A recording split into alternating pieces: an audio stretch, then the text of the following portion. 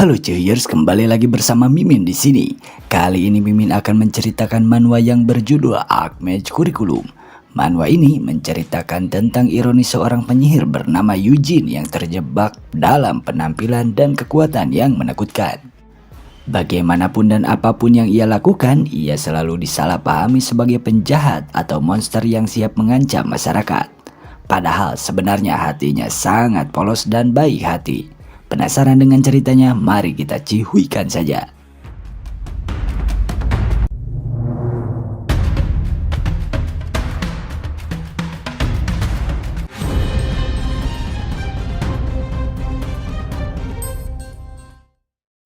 Kisah bermula di tengah dunia yang dilanda kekacauan, kelaparan, perubahan iklim, peperangan, ditambah lagi masalah modern seperti Bang Emok dan Pinjol.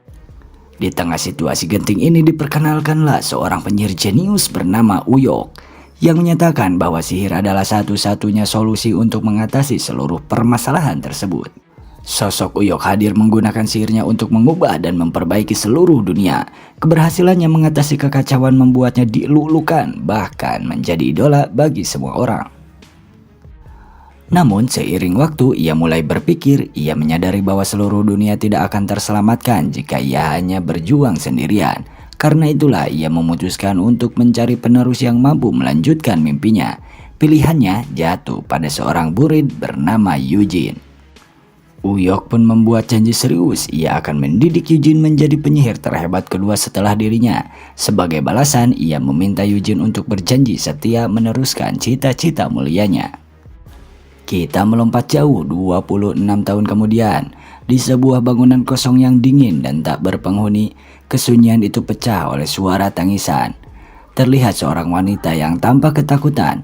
Ia memohon meminta pertolongan kepada pria di dekatnya. Jika diperhatikan baik-baik, mereka bukanlah orang asing. Besar kemungkinan pria itu adalah sang guru dan wanita yang malang itu adalah muridnya sendiri. Wanita itu menangis karena sepertinya ia telah diserang oleh seseorang. Ia pun meminta pertolongan kepada sang guru untuk menyelamatkannya. Kekuatan orang itu sangat aneh, seakan membuat tubuh si wanita meleleh dan mencair layaknya lilin. Sementara itu sang guru yang melihat kejadian tersebut merasa ketakutan dan hanya bisa terdiam. Sontak ia pun menjauh sambil bergumam dalam hati bahwa apa yang dilihatnya saat ini bukanlah sekedar mitos semata. Kini ia menyaksikan dengan mata kepalanya sendiri kekuatan mengerikan dari seorang legenda. Sosok tersebut diketahui sering berkeliaran untuk mencari para penyihir dan menghancurkan mereka dengan cara yang sangat keji. Ia adalah satu-satunya aib dari penyihir terkuat Uyok, yaitu sang murid yang bernama Eugene. Eugene jadi begini, bos. Pria itu pun ketakutan saat Eugene terus bergerak mendekat. Karena terdesak, ia segera mengeluarkan sihir api dan melancarkan serangan tepat ke arah wajah Eugene. Melihat ada kesempatan, pria tersebut langsung melarikan diri sembari bergumam di dalam hatinya. Ia mungkin bisa mempercayai apapun yang terjadi di dunia ini, termasuk kenyataan bahwa sihir itu nyata. Namun apa yang baru saja ia saksikan tampak seperti sesuatu yang lain. Pada akhirnya pria itu pun bernasib sama. Tubuhnya meleleh persis seperti muridnya. Adegan berpindah ke ruang lain yang tampak seperti sebuah laboratorium ilegal.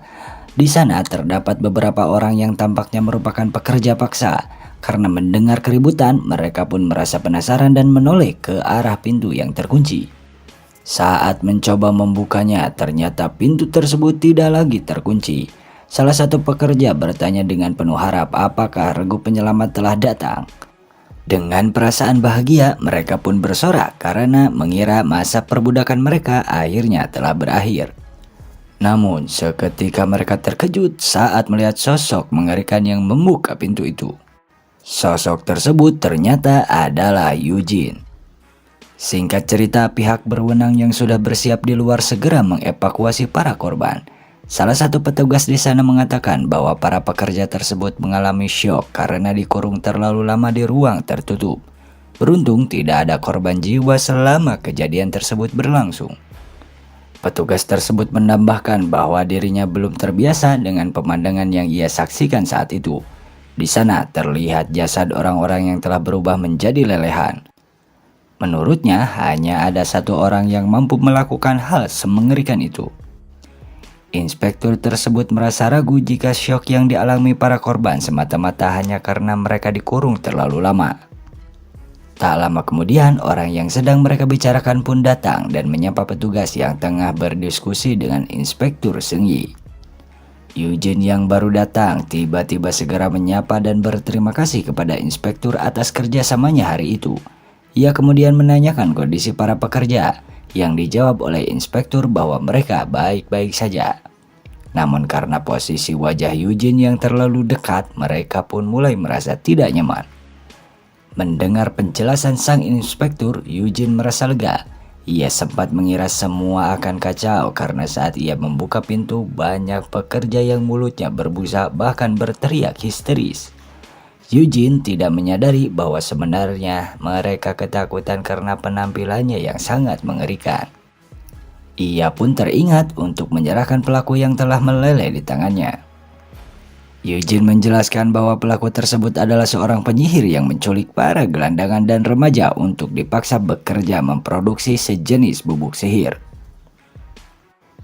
Tidak hanya itu, Eugene berasumsi bahwa tersangka telah melakukan sesuatu yang sangat keji hingga membuat para korban panik sehebat itu. Sambil mengangkat jasad yang telah hancur menjadi bubur tersebut, ada hal aneh yang terjadi. Mereka ternyata belum mati. Di tengah kondisi yang mengerikan itu, mereka justru menangis, mengakui kesalahan dan memohon kepada Eugene agar membebaskan mereka dari jeratan mantra sihir tersebut. Mantra sihir yang sangat aneh dan cukup misterius. Eugene berkata bahwa rasa sakit itu akan hilang hanya dengan tidur semalaman sembari mengubah tubuh mereka menjadi bentuk bola kecil. Penjahat itu berteriak ketakutan sementara sang inspektur hanya bisa terdiam. Ia merasa bahwa apa yang disaksikannya bukanlah sesuatu yang layak untuk dilihat. Setelah bentuk mereka menjadi kecil, ia pun menyerahkannya kepada petugas. Eugene berujar bahwa bentuk seperti ini akan memudahkan para petugas dalam membawa mereka ke penjara. Inspektur yang menyaksikan semua itu bergumam dalam hati bahwa segala hal yang Eugene mulai dari penampilan hingga sihir yang ditunjukkannya terasa sangat mencurigakan dan mengerikan. Ditambah lagi, keramahan serta ocehannya yang tak henti justru membuat suasana semakin tidak nyaman bagi semua orang di sana. Saking baiknya, ia sering membantu polisi tanpa pamrih dan tidak pernah meminta bayaran sedikit pun. Hal itu membuat inspektur berpikir bahwa pepatah itu benar. Jangan pernah menilai seseorang hanya dari penampilan saja. Ia pun tulus berterima kasih kepada Eugene. Eugene yang merasa tidak enak hati segera meminta sang inspektur untuk tidak perlu sungkan apalagi sampai membungkuk. Ia menyatakan bahwa sudah menjadi kewajibannya untuk menyelesaikan masalah yang ditimbulkan oleh para penyihir. Ia juga menambahkan agar inspektur jangan ragu untuk menghubunginya kembali kapanpun membutuhkan bantuan. Namun karena penampilan Eugene sama sekali tidak mencerminkan sosok yang baik hati, sang inspektur tetap merasa sangat sulit untuk terbiasa dengan hal itu. Eugene kemudian menambahkan bahwa saat ini ia berusaha sedang mencari tahu tentang pembunuh berantai yang tengah berkeliaran dan meneror masyarakat. Berdasarkan informasi dari saksi mata, tersangka memiliki penampilan yang sangat mengerikan dan menjaga korbannya hingga tak lagi dapat dikenali. Ia pun meminta inspektur agar segera memberitahunya jika ada informasi mengenai tersangka tersebut, demi mencegah jatuhnya lebih banyak korban. Ya itu lu Eugene, kagak sadar nih orang. Tak lama kemudian Eugene berpamitan karena harus menyelesaikan suatu urusan yang ia telah persiapkan sejak lama. Ia menyerahkan sebagian dari kertas tersebut kepada inspektur lalu beranjak pergi meninggalkan lokasi. Ternyata setelah melihat pemberian tersebut, sang inspektur terperanjat. Ia benar-benar tidak menyangka bahwa Eugene akan melakukan hal sejauh itu. Apakah itu? 30 tahun sejak deklarasi penyihir Uyok, sihir telah bertransformasi menjadi sesuatu yang sangat bermanfaat. Bahkan merambah ke berbagai industri seperti pangan, sandang, pengobatan, hingga budaya. Melalui sihir mereka bahkan mampu merekayasa cuaca secara instan. Meski demikian, keberadaan sihir tetaplah menjadi hal yang sangat langka hingga saat ini. Di sisi lain, di tengah pusat kota, sebuah iklan terpampang jelas pada layar raksasa. Iklan itu mengajak siapapun yang ingin mempelajari sihir untuk bergabung di institusi mereka. Itulah sekolah sihir ternama yang dipimpin oleh penyihir bernama Yisok. Hal serupa ternyata tengah dilakukan oleh Eugene. Ia juga berusaha mencari murid yang ingin mempelajari sihir. Namun karena keterbatasan dana, ia hanya mampu menggunakan brosur sederhana. Ia berkeliling kota membagikan selebaran itu dan mengajak siapapun yang ia temui untuk bergabung bersamanya. Tentu saja, alih-alih tertarik untuk bergabung, orang-orang yang melihatnya justru lari ketakutan karena penampilan luar Eugene yang mengintimidasi. Meskipun begitu, Eugene tetap yakin bahwa ini adalah ide yang bagus. Walaupun kini ia tak lagi didampingi sang guru, demi mewujudkan impian mendiang gurunya, ia percaya bahwa inilah satu-satunya cara untuk menepati janji yang pernah ia ucapkan. Karena ia sadar masih banyak masalah yang harus diselesaikan, namun jika ia sendiri tak bisa menyelesaikan masalah sampai ke akarnya. Ia pun duduk di taman dan merenungkan apa lagi yang bisa ia lakukan untuk menepati janji kepada sang guru. Tak lama kemudian, ia melihat sekumpulan anak TK yang sedang asik bermain. Sebuah ide pun muncul di benaknya. Ia segera mendekati mereka dan mencoba membujuk anak-anak itu agar mau belajar sihir. Tentu saja, guru mereka justru ketakutan. Ia berteriak melarang Eugene mendekat, lalu bergegas membawa anak-anak itu lari menjauh. Karena belum ada satu brosur pun yang berhasil dibagikan, Eugene akhirnya menggunakan sihirnya untuk menjerat semua orang di sana. Ia berharap mereka akan takjub setelah melihat kehebatan sihirnya, lalu memutuskan untuk bergabung dan belajar bersamanya. Karena ia akhirnya menunjukkan sihirnya, orang-orang justru salah sangka. Mereka berteriak bahwa dialah pembunuh berantai yang selama ini berkeliaran di kota. Mendengar tuduhan itu, Eugene hanya bisa tertegun dan bertanya-tanya dalam hati. Ia sama sekali tidak mengerti apa yang sedang mereka bicarakan. Tiba-tiba, seorang dari arah belakang menyerangnya dengan tembakan sihir api. Sosok itu adalah Yisok, penyihir yang tadi muncul di iklan layar besar. Dengan tatapan tajam, ia berkata kepada Eugene bahwa ia akan membasminya demi mengakhiri segala kejahatan yang telah dilakukan pria itu. Orang-orang yang melihat kedatangan Yisok seketika merasa lega. Mereka merasa akhirnya akan segera diselamatkan dari ancaman Eugene. Dan rasa cemas yang sedari tadi menyelimuti pun perlahan sirna. Kerumunan itu seketika menjadi riuh, terpesona oleh aksi heroik yang baru saja mereka saksikan. Orang-orang pun berebut ingin mendaftarkan anak mereka ke akademi sihir milik Yisok. Yisok yang kala itu mencuri dengar bisik-bisik kagum dari kerumunan di belakangnya. Seketika itu pula seringai kepuasan muncul di wajahnya. Ia merasa sangat beruntung mendapatkan momentum yang begitu sempurna untuk mempromosikan sekolah sihirnya secara cuma-cuma. Dalam benaknya, ia bahkan sempat menyesal. Andai saja ia tahu situasinya akan semenguntungkan ini, ia pasti akan mengulur waktu lebih lama agar drama kepahlawanannya disaksikan oleh lebih banyak orang. Baginya, keselamatan warga hanyalah panggung promosi yang sangat efektif. Deng. Namun ada sedikit kekecewaan yang mengusik batinnya saat menatap sosok yang kini terkapar tanpa kepala itu. Ia tak menyangka serangan dasar yang ia lepaskan dengan ceroboh sudah cukup untuk menyudahi perlawanan musuhnya. Yisok mengutuk dalam hati, merasa bodoh karena tidak menggunakan sihir yang lebih spektakuler dan penuh kilauan cahaya. Baginya, kematian lawan yang terlalu cepat adalah sebuah pemborosan estetika yang seharusnya bisa ia manfaatkan untuk memukau calon wali murid lebih dalam lagi. Kecongkakan Yisok seketika runtuh saat ia menyadari bahwa sosok yang seharusnya sudah tewas itu tidak ada lagi berada di tempatnya. Sebelum ia sempat bereaksi, Eugene telah berdiri tepat di hadapannya tanpa luka sedikit pun. Eugene bergumam merasa beruntung karena serangan api tadi berhasil ia tahan dengan tubuhnya sendiri. Ia tak bisa membayangkan bahaya yang akan menimpa warga jika sihir liar itu meleset. Dengan nada datar namun mengintimidasi, Eugene memperingatkan Yisok bahwa menggunakan sihir di tengah kerumunan adalah tindakan yang sangat ceroboh dan tidak bertanggung jawab. Menyaksikan musuhnya masih berdiri tegak dengan kepala yang utuh, Yisok terperanjat hingga melangkah mundur dan ketakutan. Akal sehatnya menolak kenyataan yang ada. Ia sangat yakin bahwa serangan apinya tadi telah menghancurkan kepala pria itu hingga tak bersisa. Namun sebelum Yisok sempat merapal mantra kedua, sebuah tangan besar telah mencengkram kepalanya dengan remasan yang kuat. Di tengah kepungan rasa sakit yang luar biasa, Yisok mendengar suara dingin Eugene yang bertanya, apakah dialah sosok pembunuh berantai yang selama ini menebar teror di kota ini. Setelah mengamati wajah Yisok dari sedekat itu, Eugene sempat merasa ragu. Ia membatin bahwa wajah pria di genggamannya ini jauh lebih buruk daripada rumor mengerikan tentang sang pembunuh berantai yang beredar di masyarakat.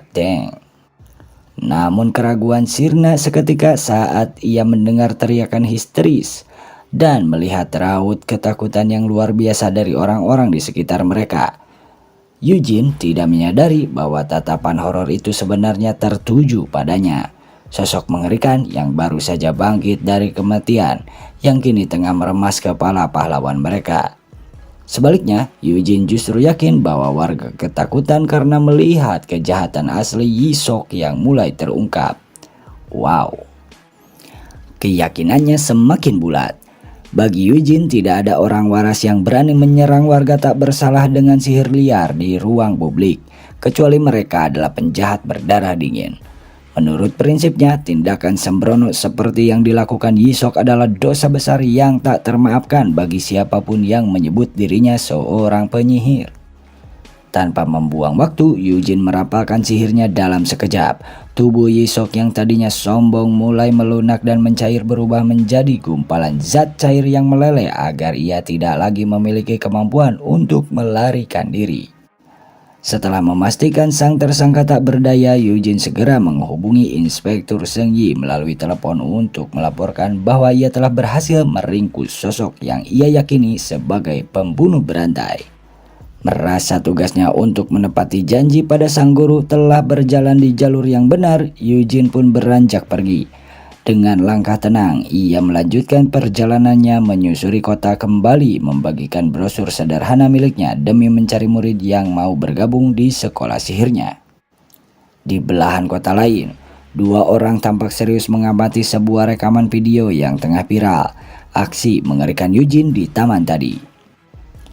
Mereka terlibat perdebatan sengit bertanya-tanya apakah sosok menyeramkan dalam video itu adalah salah satu murid dari penyihir legendaris Uyok. Untuk mencari jawaban, mereka akhirnya memberanikan diri bertanya kepada seorang wanita yang berada tak jauh dari sana. Wanita itu adalah seorang peneliti sekaligus petarung tangguh yang saat itu tampak tengah sibuk menghabisi sekumpulan penjahat. Tak disangka, wanita tersebut ternyata adalah putri kandung dari sang jenius Uyok.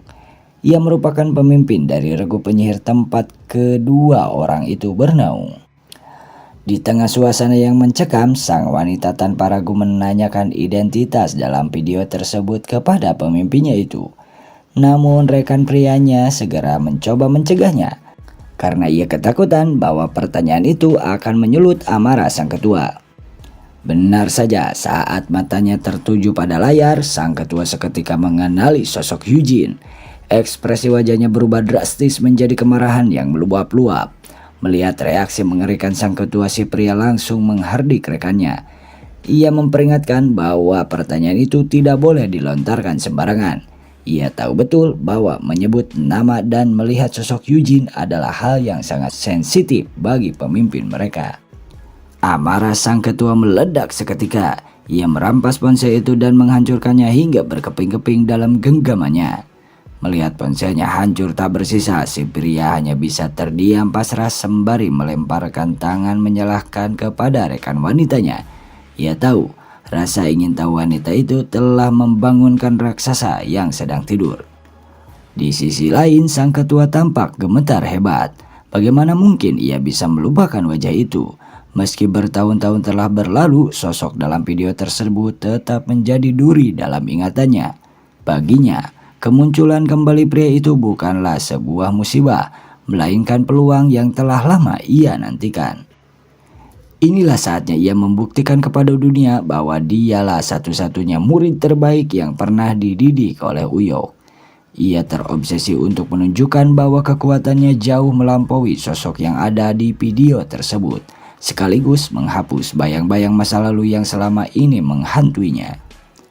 Tak lama kemudian, setelah Inspektur Senji tiba di lokasi, Eugene akhirnya menyadari kekeliruannya. Dengan perasaan bersalah, ia menyampaikan permohonan maaf yang tulus kepada sang inspektur atas kesalahpahaman besar yang telah terjadi. Di sudut lain, Yisok yang penampilannya belum sepenuhnya pulih akibat efek sihir meleleh tadi tampak menggigil hebat. Dengan suara yang gemetar dengan trauma, ia mengusir Eugene agar segera pergi dari hadapannya dan bersumpah tidak ingin pria itu mendekatinya lagi seumur hidupnya. Namun dengan wajah polosnya, Eugene justru memberikan nasihat. Ia berujar bahwa sebagai sesama penyihir, Yisok tidak seharusnya langsung melepaskan serangan mematikan, melainkan mengajak bicara terlebih dahulu. Mendengar itu, Yisok hanya bisa meratap dalam hati. Ia berpikir bagaimana mungkin seseorang bisa berlogika dengan tenang setelah melihat penampilan fisik Eugene yang lebih mirip monster daripada manusia. Mana mungkin ada orang yang mau berbasa-basi dalam situasi seperti itu. Akhirnya Inspektur Senji menengahi ketegangan tersebut. Ia menepuk pundak Eugene dan memintanya untuk membiarkan pihak berwenang yang menangani sisa urusan setelah pemulihan tempat kejadian. Eugene pun membungkuk hormat dan mengucapkan terima kasih sebelum akhirnya berpamitan untuk melakukan misi utamanya. Dengan penuh semangat, ia mengabarkan kepada Inspektur Senji bahwa target promosi selanjutnya adalah sebuah taman kanak-kanak di dekat sana. Mendengar ucapan itu, bulu kuduk sang inspektur seketika meremang. Ia hanya bisa menatap punggung Eugene dengan tatapan ngeri, membayangkan kekacauan dan tangisan histeris yang mungkin terjadi jika pria menyeramkan itu muncul di hadapan anak-anak kecil. Sementara itu, Eugene terus melangkah dengan santai, mengabaikan ketakutan yang ia tinggalkan di belakangnya. Di dalam benaknya, ia sudah membayangkan masa depan yang cerah. Ia akan menemukan murid-murid berbakat, mengajar mereka dengan sepenuh hati, dan mewujudkan mimpi untuk menjadi seorang guru agung yang dihormati di seluruh dunia.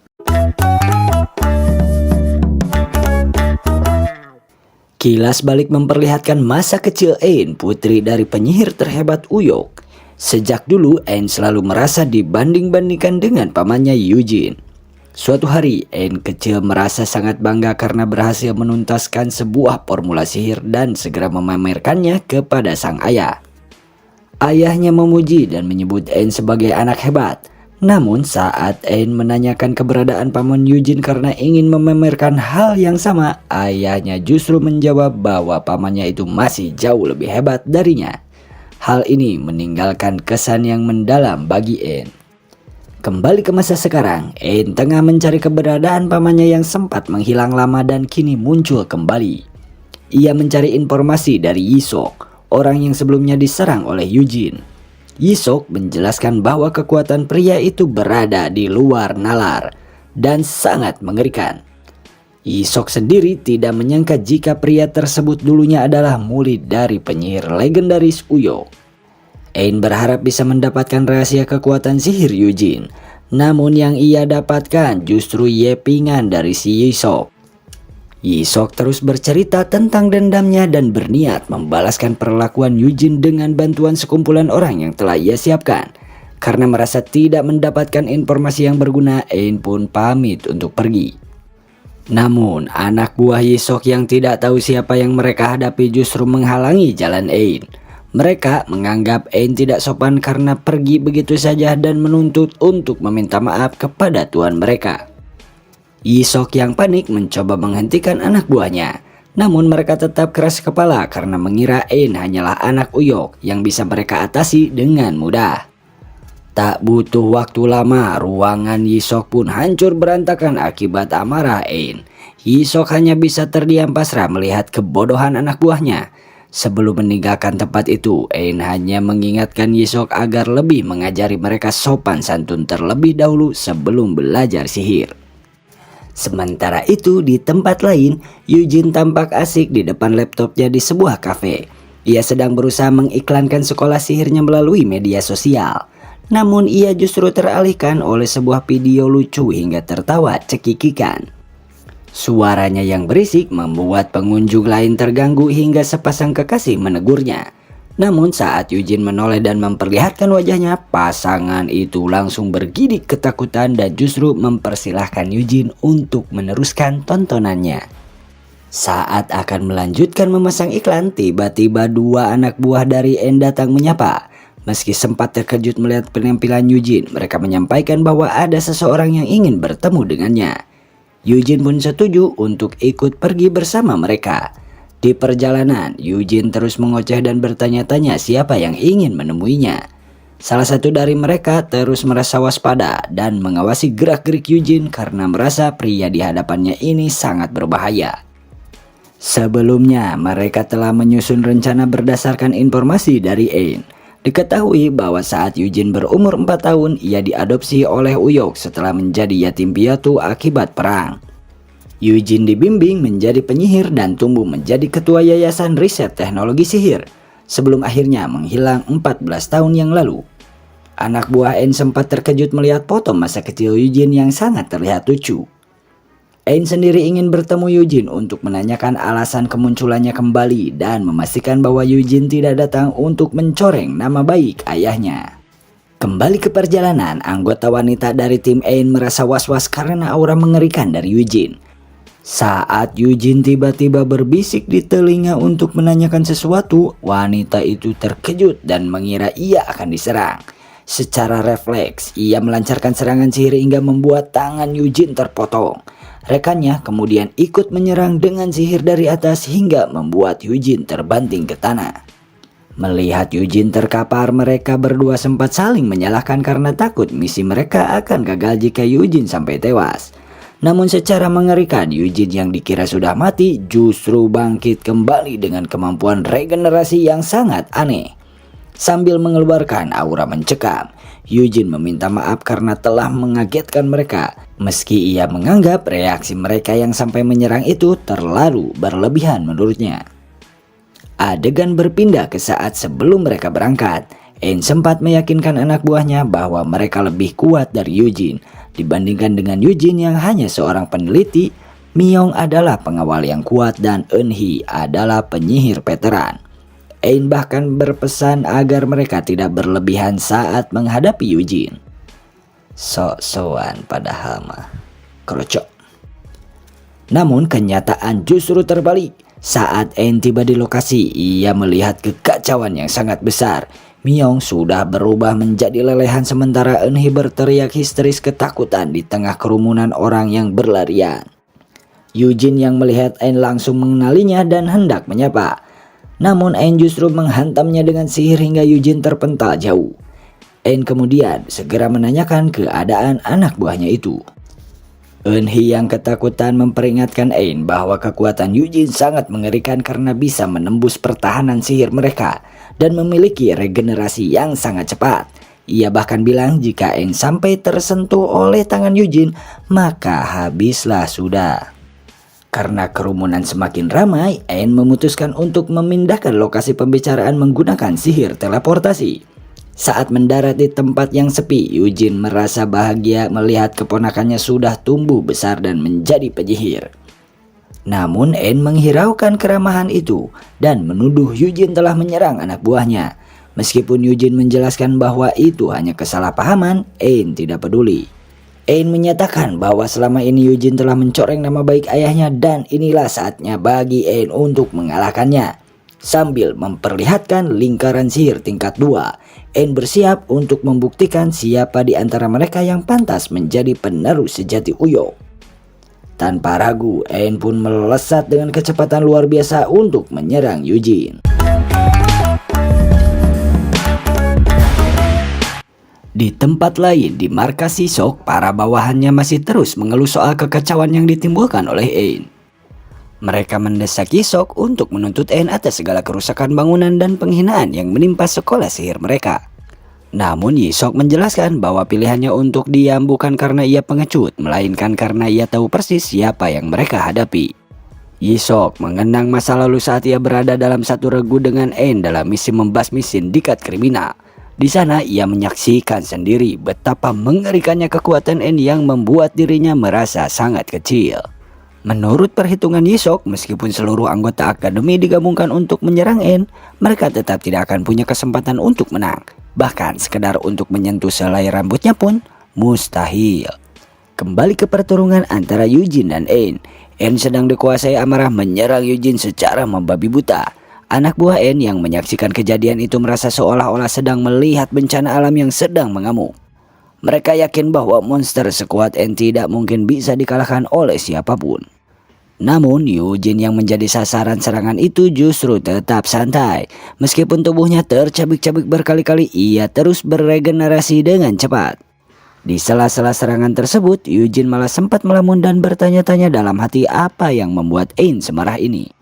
Ia merasa Ain yang ia kenal tidak akan mengamuk sehebat ini hanya karena sedang dalam suasana hati yang buruk.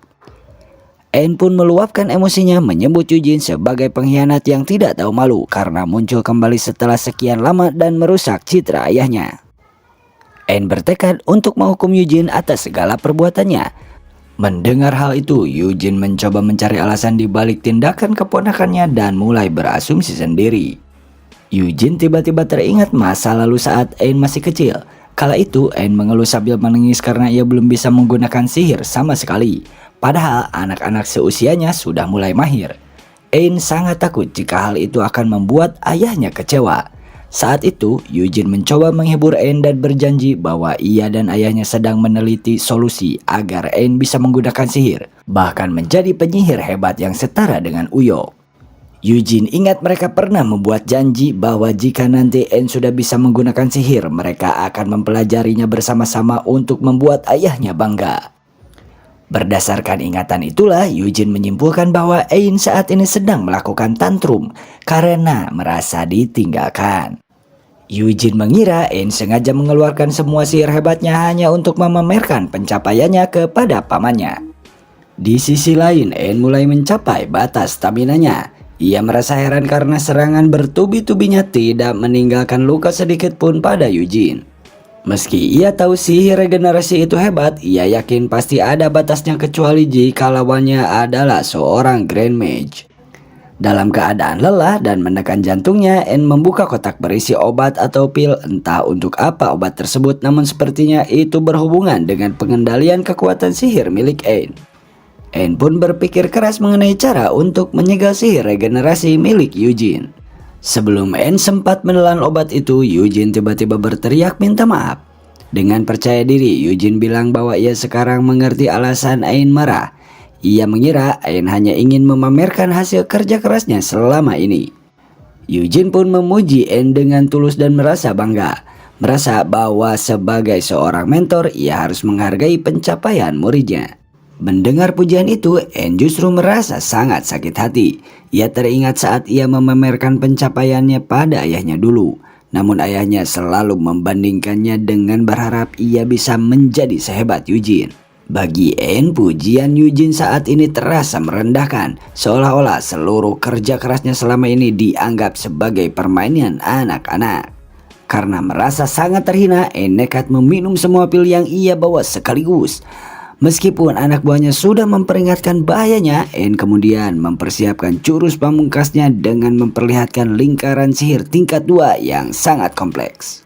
Eugene yang melihat hal itu merasa takjub dan bersemangat, bahkan sempat berpikir untuk memoles bakat Ain agar bisa lebih kuat lagi. Sementara anak buah Ain ketakutan akan dampak ledakan sihir tersebut, Ain bersiap meluncurkan teknik berskala besar yang ia namai dengan Demon Eye Spear. Namun sebelum serangan itu melesat, Eugene tiba-tiba sudah berada di samping Ain.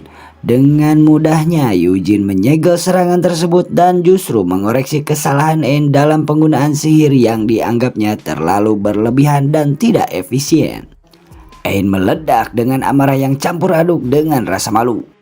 Ia benci karena Eugene selalu saja mengkoreksi kekurangannya di depan orang lain. Sama seperti dulu saat Eugene mengkoreksi kue kering atau cookies buatannya untuk sang ayah. Ain merasa wibawa dan citra Sigmanya di depan anak buahnya hancur seketika. Namun setelah melampiaskan kekesalannya, Ain perlahan tenang meski merasa sangat malu. Eugene yang merasa bersalah akhirnya meminta maaf dan mengembalikan bentuk kedua anak buah Ain seperti semula. Setelah suasana hati tenang, Eugene bertanya dengan penuh rasa penasaran sejak kapan sebenarnya Ain akhirnya bisa menggunakan sihir. Mengingat dulu ia dan ayahnya sudah mati-matian berusaha mencari caranya. Ain menjawab dengan acuh tak acuh bahwa ia bisa sihir sejak Eugene meninggalkan mereka. Mendengar jawaban itu, ekspresi wajah Eugene tiba-tiba berubah menjadi dingin dan mencekam. Di sisi lain, Ain menganggap urusan mereka sudah selesai. Ia memperingatkan Eugene agar tidak pernah muncul lagi atau membawa-bawa nama ayahnya. Meski begitu, Ain masih menunjukkan sedikit kepedulian dengan menawarkan teleportasi pulang dan memberikan kartu namanya jika Eugene membutuhkan bantuan. Namun secara mengejutkan di tengah momen tersebut, Eugene tiba-tiba saja menusuk Ain. Kecepatan gerakannya membuat Ain dan anak buahnya tidak sempat merespon. Mereka hanya bisa terpaku saat melihat Eugene merogoh dan mengambil jantung dari dalam dada Ain. Sambil menggenggam jantung tersebut, Eugene bergumam dengan nada yang sangat dingin. Ia menyatakan bahwa dugaannya benar dan hal itu tidak mungkin terjadi secara alami. Dalam hatinya, Eugene mulai memahami alasan dibalik tindakan gurunya dulu kepadanya. Ia mulai menyadari apa yang sebenarnya dilakukan sang guru dengan jantung yang dulu juga pernah diambil dari tubuh Eugene sendiri. Kisah berpindah sejenak ke masa lalu, memperlihatkan perdebatan sengit antara Uyok dengan tangan kanannya, seorang penyihir bernama Frederick. Mereka berselisih paham mengenai keputusan Uyok untuk mengajarkan sihir kepada manusia biasa.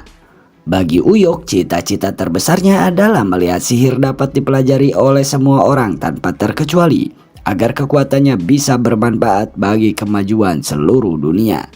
Namun Frederick bersikeras bahwa pemikiran itu sangat konyol.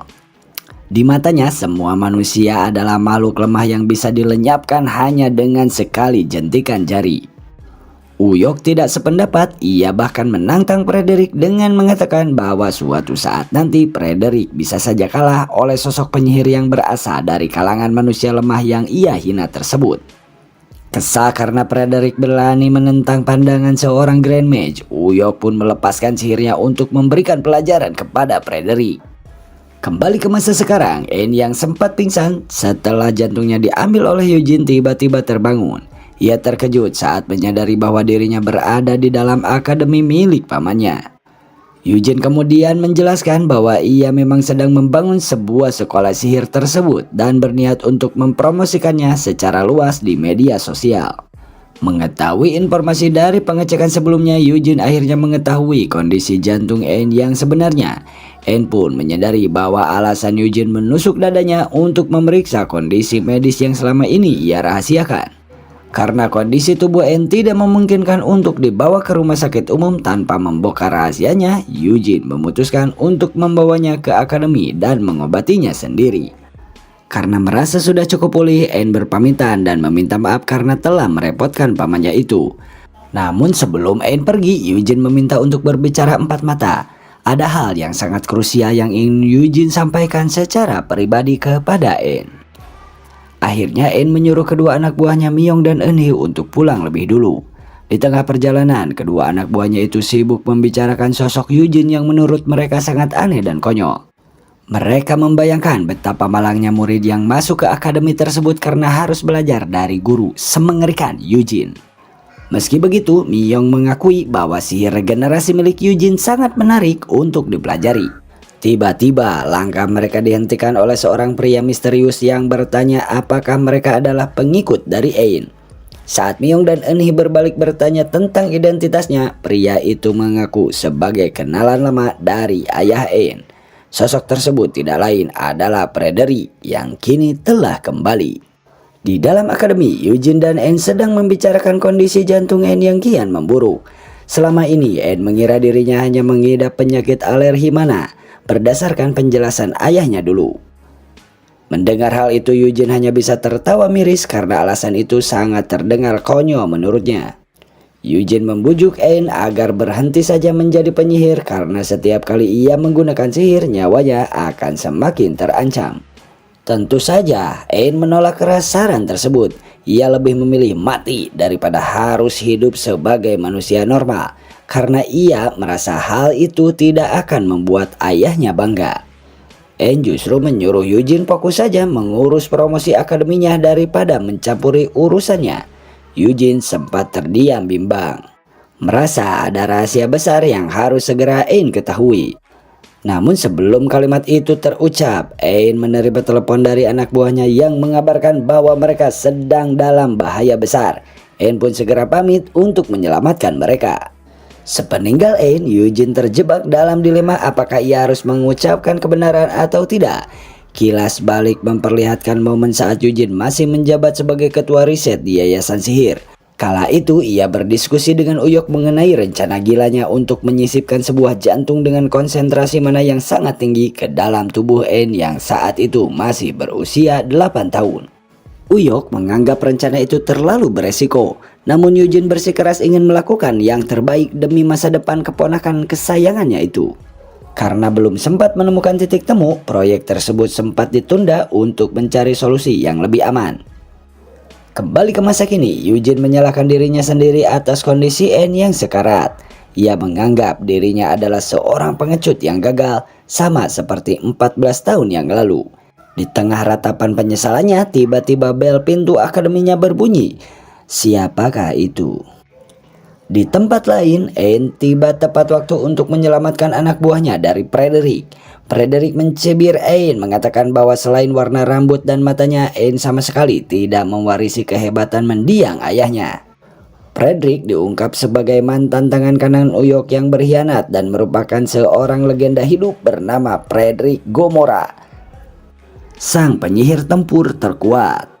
Frederick yang angkuh melemparkan Myung dan Eunhee yang sudah terluka ke arah Anne sambil menghina betapa lemahnya pengikut yang Anne miliki. Tidak ingin anak buahnya terlibat lebih jauh, Anne segera mengirim mereka ke rumah sakit menggunakan sihir teleportasi. Frederick kemudian menyatakan bahwa kedatangannya adalah untuk memberikan persembahan bagi mendiang ayahnya dengan membawa kepala Anne sebagai oleh-oleh. Namun, dengan tegas menyuruh Frederick pulang karena ia tidak akan membiarkan pengkhianat itu menyentuhnya.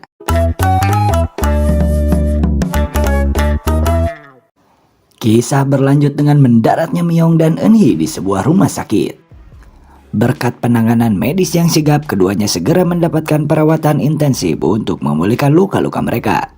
Tidak seperti di negeri Konoha. Sementara itu di akademinya, Eugene masih terpuruk dalam kesedihan yang mendalam. Ia terus meratapi dosa masa lalunya terhadap Anne yang kini membuat keponakannya itu berada di dalam kondisi sekarat.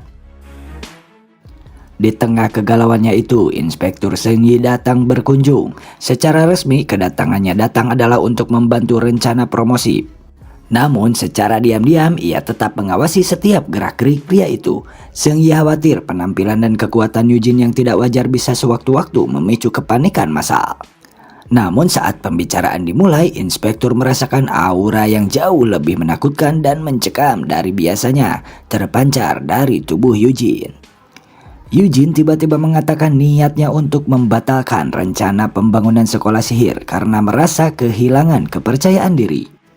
Ia menceritakan rasa bersalahnya kepada Anne.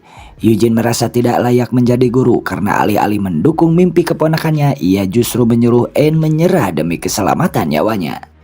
Eugene merasa dirinya akan menjadi sosok guru yang buruk jika hanya bisa mematahkan semangat murid-muridnya. Mendengar hal tersebut, Inspektur Seung-yi memberikan pandangan yang berbeda. Menurutnya menyerah bukanlah solusi yang tepat. Seung-yi menyarankan bahwa jika seorang murid sampai menyakiti dirinya sendiri demi mengejar mimpi, tugas seorang guru bukanlah menyuruhnya untuk berhenti, melainkan menunjukkan jalan yang lebih aman serta mencarikan solusi atas masalah tersebut. Penjelasan itu menyentak kesadaran Eugene. Meskipun proyek jantung mana tersebut sempat terhenti karena menemui jalan buntu, tiba-tiba sebuah ide cemerlang terlintas di benak Eugene. Di sisi lain, pertempuran antara Ain dan Frederick berlangsung semakin sengit. Ain mulai terdesak oleh kekuatan luar biasa sang legenda hidup. Ia mencoba menggunakan lingkaran sihir pertama sebagai gerakan tipuan, lalu dengan cepat berpindah posisi ke atas Frederick untuk melancarkan serangan kombinasi 3 sihir. Namun ternyata upaya itu sia-sia. Barrier pelindung milik Frederick terlalu kokoh untuk ditembus, bahkan tidak tergores sedikit pun. Frederick membalas dengan sangat santai. Hanya dengan satu jentikan telunjuk, ia menghempaskan Ain dengan kekuatan yang luar biasa. Tidak mau kalah, Ain segera mengerahkan kekuatan yang lebih besar. Ia mengangkat daratan seukuran pulau ke langit dan menghantamkannya tepat ke arah Frederick, menciptakan kawah raksasa yang meluluh lantahkan arena pertarungan. Serangan berskala besar itu membuat jantung Ain mulai merasa sesak karena ia hampir mencapai batas kemampuannya. Namun asap debu yang menyibak justru memperlihatkan Frederick yang keluar dari reruntuhan dengan tenang tanpa luka. Frederick kemudian mengejek Ain dengan menyebut bahwa sihirnya hanya terlihat spektakuler karena merupakan gabungan dari sihir-sihir dasar. Namun Ain dianggap belum benar-benar menguasai satupun sihir dengan benar. Frederick merasa kecewa karena tujuannya datang bukan untuk melihat pameran sihir dasar yang megah namun tidak efektif seperti itu. Kesal dengan ejekan tersebut, Ain akhirnya mengeluarkan teknik pamungkasnya yaitu Demon Eye Spear yang merupakan lingkaran sihir tingkat 3.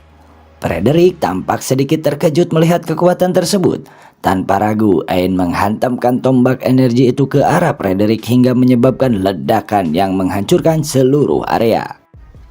Ain tersungkur menyadari bahwa ia telah mencapai batas mutlaknya. Ia tahu jika ia memaksakan diri mengeluarkan satu mantra lagi, jantungnya kemungkinan besar akan meledak. Namun pemandangan di depannya menghancurkan harapannya. Frederick masih berdiri dan berjalan mendekat dengan santai. Di titik ini, Ain mulai pasrah dan merasa bahwa mati setelah mengerahkan seluruh kemampuan terbaiknya bukanlah hal yang buruk. Saat Frederick sudah berada di hadapannya, tak disangka pria itu justru menyuruh Ain untuk pulang. Frederick mengaku awalnya berekspektasi lebih karena menganggap Ain adalah warisan kebanggaan Uyok. Namun yang ia temukan hanyalah sampah yang tidak menguasai sihir dengan benar.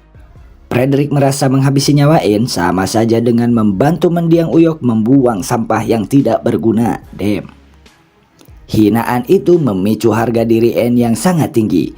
Meski nyawanya di ujung tanduk, ia berteriak menantang Frederick untuk bertarung sekali lagi. Ain sudah tidak peduli lagi dengan keselamatannya dan bersiap mengerahkan sihir penghabisan demi membalas penghinaan tersebut. Tindakan Ain yang keras kepala akhirnya membuat Frederick kehilangan kesabaran. Ia yang semula berniat membiarkan Ain hidup kini berbalik ke arahnya dan memutuskan untuk benar-benar mengeksekusi Ain di tempat. Frederick mulai merapal mantra kematian yang mematikan ke arah Ain yang sudah tidak berdaya. Namun, tepat sebelum serangan itu diluncurkan, suasana mencekam itu tiba-tiba pecah. Eugene muncul secara mendadak di tengah arena pertarungan dengan ekspresi wajah yang sangat ceria. Sambil menatap Ain dengan gembira, ia mengaku telah mencari keponakannya itu kemana-mana dan merasa lega akhirnya bisa menemukannya di sana. Kedatangan sosok aneh dengan penampilan menyeramkan namun bertingkah ceria itu seketika membuat Frederick dan Ain merasa terpaku dan terkejut.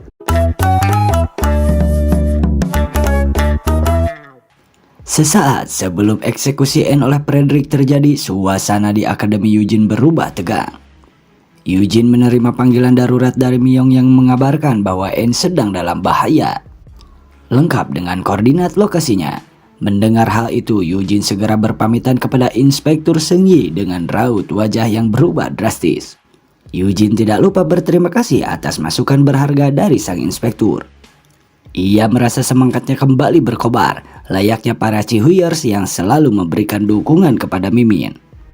Sebelum melesat, Eugene meminta selembar brosur promosi yang dipegang oleh inspektur, menuliskan sesuatu di atasnya, lalu pergi dengan cara yang ekstrim, membobol tembok akademinya sendiri. Inspektur Seng Yi terpaku melihat lubang besar di tembok itu. Ia merasa janggal sekaligus ngeri melihat ekspresi Eugene yang berubah begitu menyeramkan, seolah-olah sesuatu yang sangat gelap baru saja terbangun dari dalam diri pria itu. Eugene pun melesat ke langit, mengubah wujudnya menyerupai burung gagak yang terbang cepat membelah angkasa menuju medan pertempuran. Sesampainya di lokasi, Eugene terkejut melihat area yang sudah hancur seperti bekas medan perang. Ia segera mencari keberadaan Ain dan tiba tepat di saat Ain hendak merapalkan mantra untuk bunuh diri demi kehormatannya.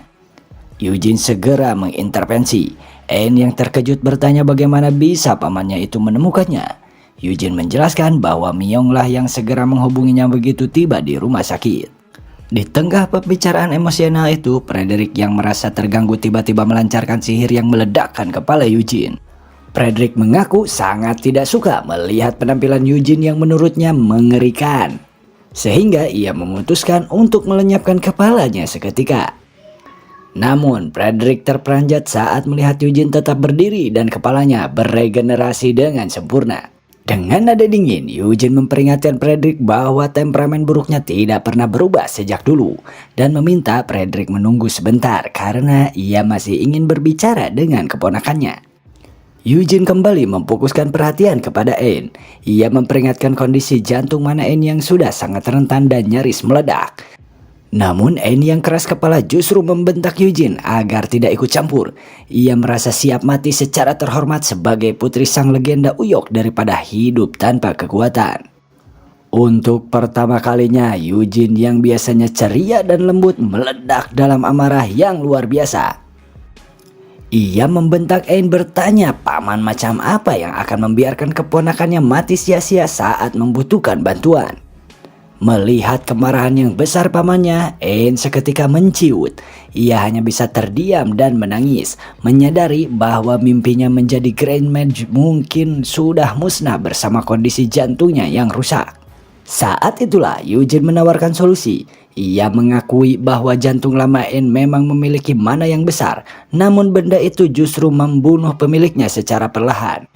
Eugene pun berjanji akan menjadikan Ain seorang Grand Mage yang sesungguhnya, asalkan Ain bersedia menjadi murid pertamanya, sambil menyerahkan brosur promosi sekolahnya yang tadi ia tulis kepada Ain. Dalam keputusasaannya, Ain akhirnya membuka hati dan setuju menjadi murid Eugene. Eugene menyeringai puas. Ia berpesan agar kedepannya Ain tidak memanggilnya Master, melainkan Pak Guru Eugene, agar terdengar lebih gaul. Tak lama Eugene kemudian menghancurkan jantung lama yang ada di dalam dada Ain. Meskipun Ain terkejut, ia tidak merasakan sakit. Sebaliknya, Eugene merapal sihir untuk menciptakan jantung baru dan memerintahkannya berdetak di dada Ain. Seketika rasa sakit yang selama ini menyiksa Ain menghilang, berganti dengan perasaan tenang, meskipun luapan mana yang liar kini telah tiada. Disinilah serunya, setelah urusan dengan Ain selesai, Eugene berbalik ke arah Frederick. Ia meminta maaf karena telah membuat Frederick menunggu lama, bahkan sampai membuat Frederick sempat-sempatnya menonton YouTube dulu demi membunuh rasa bosannya. Frederick pun merasa sangat tersinggung karena baru kali ini ada orang yang berani memperlakukannya dengan tidak sopan seperti ini. Frederick mulai bertanya-tanya siapa sebenarnya sosok mengerikan di hadapannya ini. Eugene kemudian mengingatkan Frederick tentang kejadian 30 tahun lalu saat Frederick datang menemui Uyok hanya untuk mengoceh sombong, sebelum akhirnya dihajar habis-habisan dan kabur melarikan diri. Mendengar rahasia memalukan itu dibongkar, Frederick meledak dalam amarah. Sebagai seorang combat mage terkuat, kekalahan masa lalu itu adalah noda terbesar dalam hidupnya.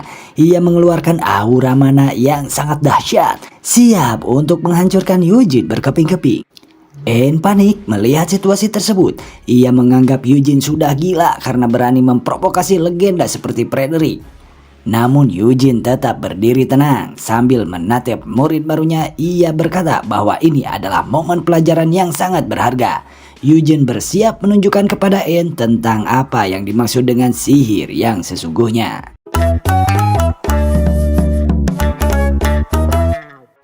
Ain pun terpaku melihat rune yang dirapalkan oleh Eugene itu.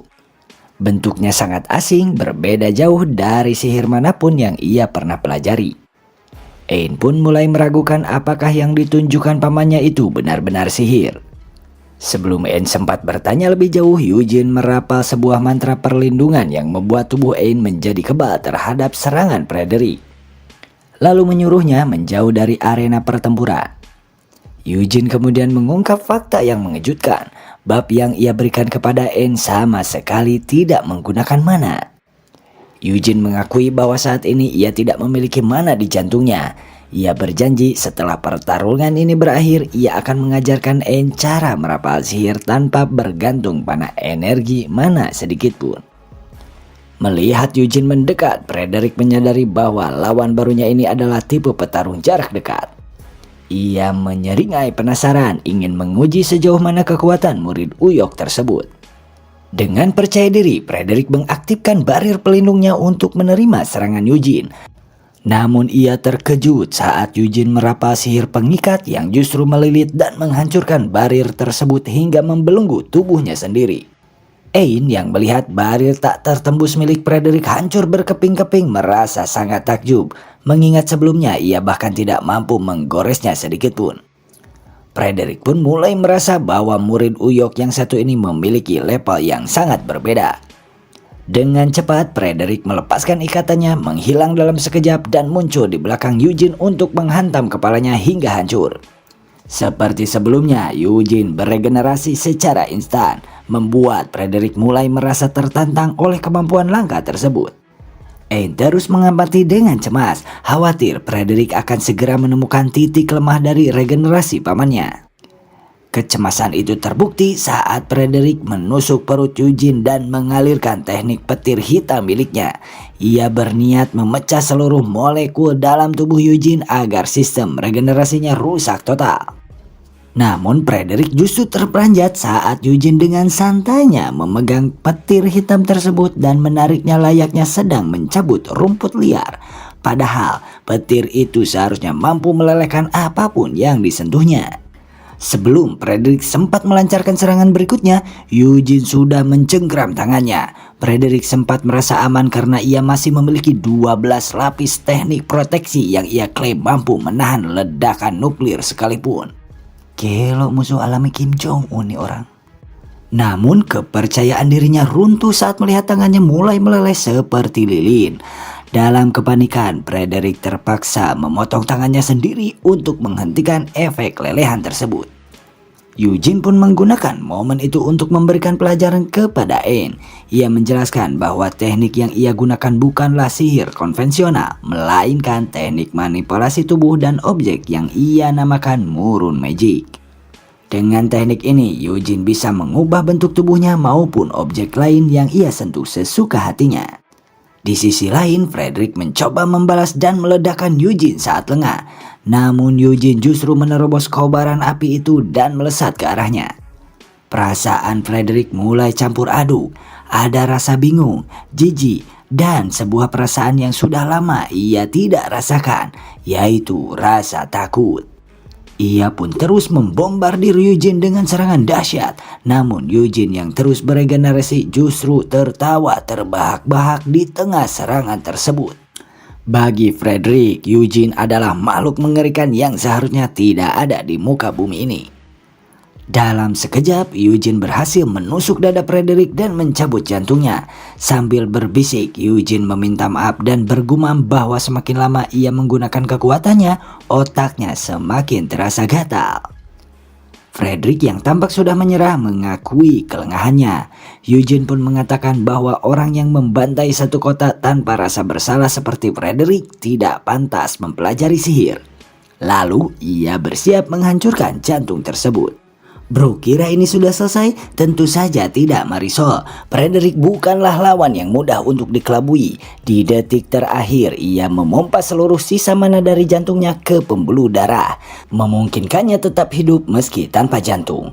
Frederick tertawa karena berhasil mengecoh Eugene dan segera memanggil bawahannya Saori si saus tiram. Tiba-tiba tubuh Eugene yang hendak menyerang kembali tercabik-cabik oleh serangan dimensi. Saori muncul untuk membantu Frederick kabur.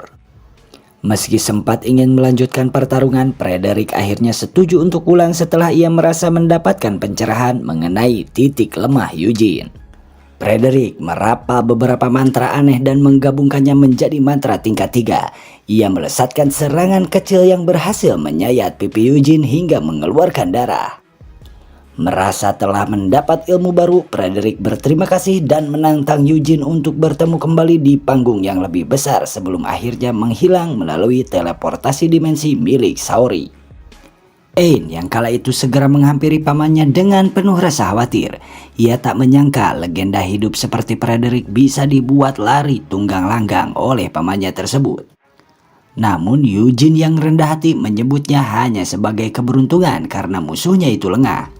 Di dalam hati, Eugene menyimpan rahasia bahwa jika pertarungan tadi berlangsung lebih lama, waktunya akan habis karena kekuatannya memiliki batas tertentu sepertinya. Eugene pun mengingatkan janji mereka untuk menjadikan Ain sebagai Grand Mage terkuat asalkan Ain berjanji untuk lebih menghargai nyawanya sendiri. Ain pun merasa nostalgia, pamannya ternyata tidak pernah berubah. Ia pun akhirnya mengikat janji tersebut dengan tulus. Di sisi lain, di sebuah desa terpencil kita akan melihat seseorang yang sangat mengejutkan. Seseorang itu sedang memberikan laporan melalui telepon kepada sang penyihir legenda Uyok. Sang informan mengabarkan bahwa Frederick telah muncul kembali dan baru saja melewati pertarungan yang sangat sengit. Uyok yang ternyata masih hidup sudah menduga Ain akan melawan Frederick. Namun ia terdiam sesaat ketika mendengar bahwa ada orang lain yang menghajar Frederick dan menyelamatkan anaknya. Orang itu adalah Eugene. Uyok pun bergumam pelan dengan tatapan yang sulit diartikan.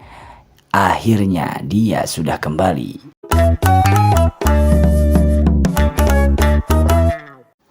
Di sisi lain di dunia yang gelap, sebuah ruang operasi menjadi saksi bisu kondisi kritis Frederick. Sang legenda hidup itu sedang berjuang melewati maut di bawah tangan seorang dokter. Salah satu asisten dokter sempat melontarkan protes, mempertanyakan alasan mereka harus bersusah payah menyelamatkan nyawa seorang teroris seperti Frederick. Namun sang dokter dengan bijak mengingatkan bahwa tugas mereka hanyalah menyelamatkan nyawa tanpa memandang profesi. Meskipun dalam hati ia menyadari bahwa mereka semua hanyalah sandera yang harus menjalankan tugas jika ingin pulang dengan selamat. Tak lama kemudian, Saori datang membawa Linus, salah satu bawahan setia Frederick. Kehadiran Linus bukan untuk menjenguk, melainkan untuk menyerahkan jantung dan tangannya sendiri demi kesembuhan sang ketua. Frederick pun menerima pengorbanan itu, meminta Saori untuk mengurus pemakaman yang layak bagi Linus. Di tengah pemulihannya, Frederick meminta pertemuan darurat bagi seluruh zodiak. Sepertinya zodiak adalah para eksekutif dari organisasi terorisnya. Ambisinya kini semakin membara. Ia bertekad menggagalkan cita-cita Eugene dan memastikan dunia tidak akan pernah berkembang sesuai dengan visi yang diinginkan oleh Uyok. Sementara itu, pagi yang cerah menyambut Ain yang kini bisa menikmati secangkir kopi dengan perasaan berbeda. Jantung barunya memungkinkan ia merasakan kembali kenikmatan fisik yang selama ini hilang. Kebahagiaannya bertambah saat melihat dua anak buahnya Miyong dan Eunhee yang ternyata sudah pulih. Rupanya, pasca pertarungan, Eugene sempat menerobos ruang operasi rumah sakit dan menggunakan sihir penyembuhnya untuk menyelamatkan mereka dari masa kritis. Ain pun memantapkan hatinya untuk pensiun sementara dari organisasi demi belajar di bawah bimbingan Eugene. Meskipun Miyong dan Eunhee sempat ragu, Ain menegaskan bahwa keputusannya sudah final. Ia pun meminta mereka merahasiakan kondisinya dan menyebarkan kabar bahwa ia hanya sedang berlibur ke luar negeri. Miyong merasa lega melihat ketuanya tampak lebih santai dan bahagia, seolah beban berat yang selama ini dipikulnya telah terangkat. Suasana haru pun menyelimuti markas saat para staf melepas kepergian Ain. Salah satu akuntan bahkan menggunakan skill Momonosuke untuk memeluk Miyong, sebuah tindakan yang lebih terlihat seperti modus daripada sekedar rasa sedih. Hingga Eunhee pun harus turun tangan untuk menariknya.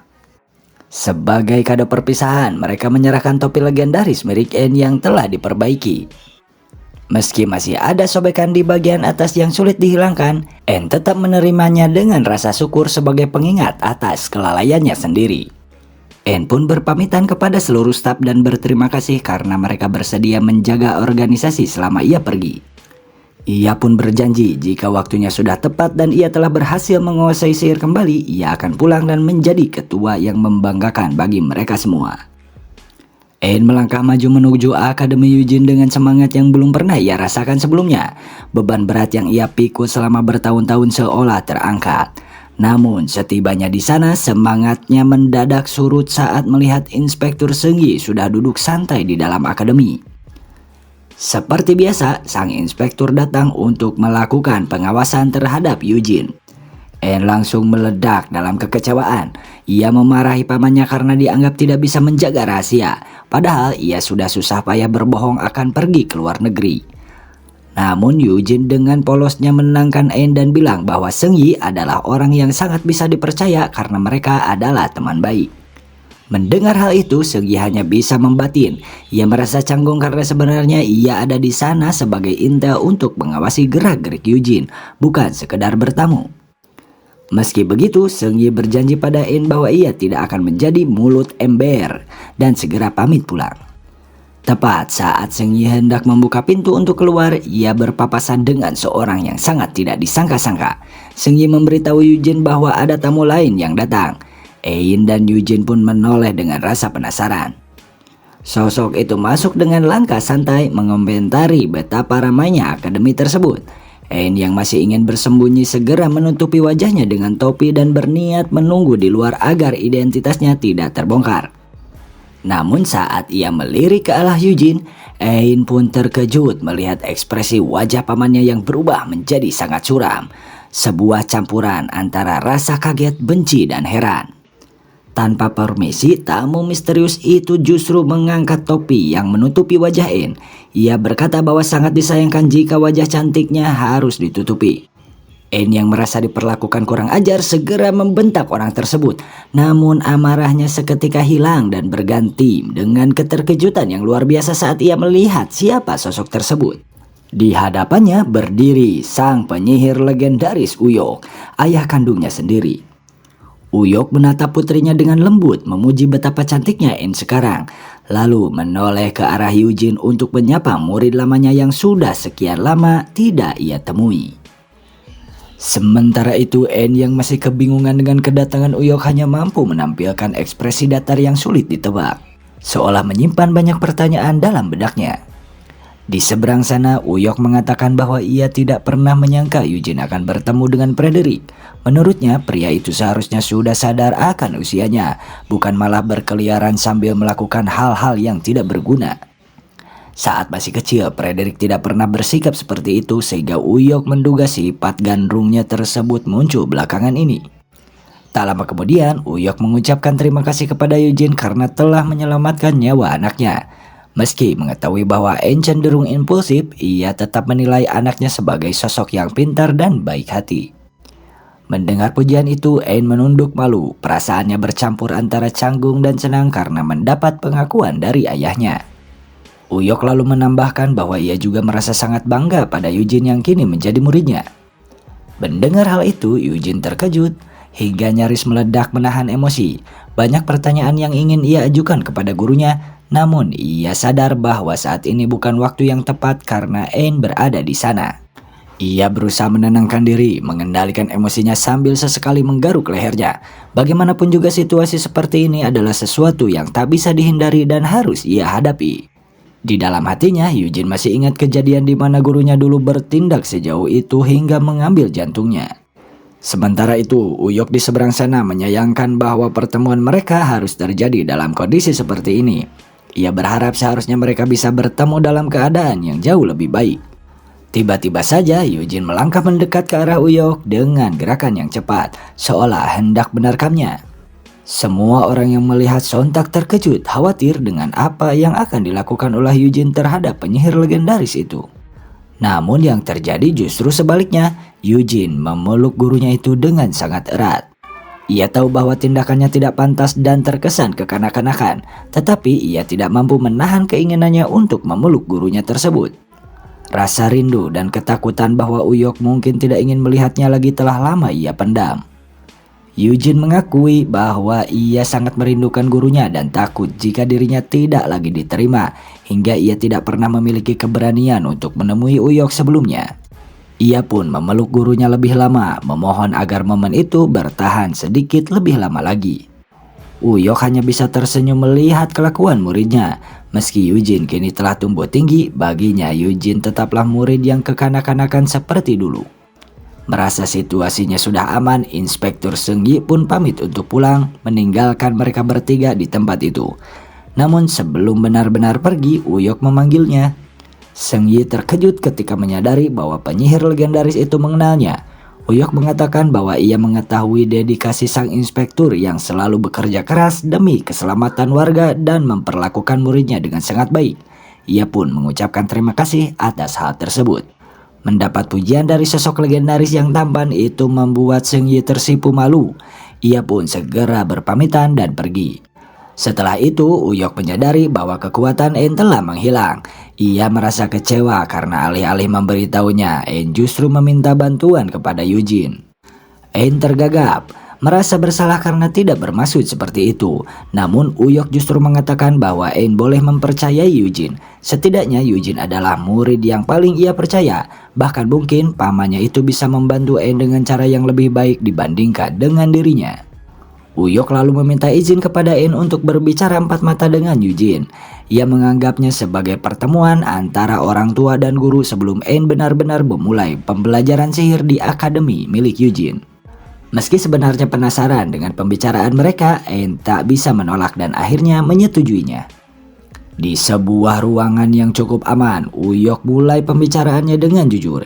Ia mengaku terkejut karena setelah merobek jantung Eugene, memotong tubuhnya menjadi beberapa bagian, dan melemparnya ke dalam dimensional rift, Eugene ternyata mampu kembali hidup. Muridnya itu telah melampaui semua ekspektasinya. Eugene menjelaskan bahwa ia sendiri tidak yakin bagaimana hal itu bisa terjadi.